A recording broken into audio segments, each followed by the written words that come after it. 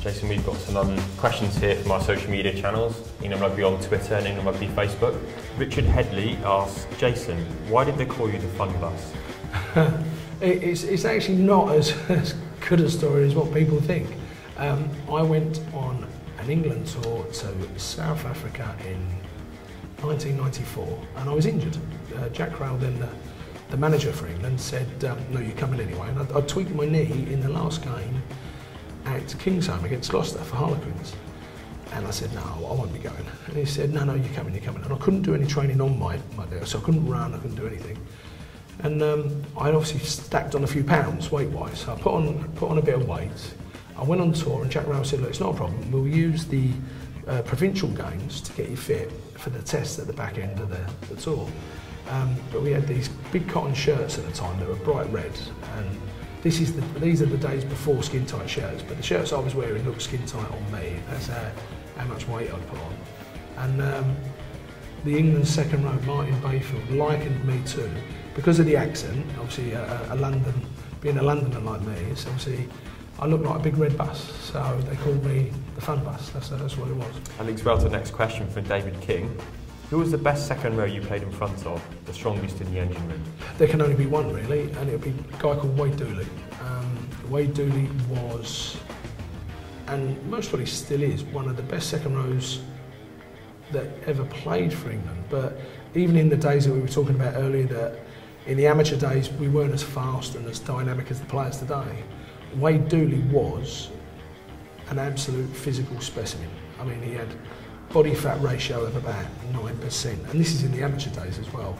He was huge, he was an absolute behemoth, he was. So for me, his strength, his aggression, and again, he was actually a very good rugby player. Everyone seems to think that Wade was just a bit of a brute. He was actually a very talented rugby player. He's got to be the strongest second row that I've ever played in front of. Carl Hampson, when England keep going from strength to strength, what areas, in your opinion, they still need to improve on for next year's World Cup to give them a chance? It will be delivery, it will be execution, it will be being clinical.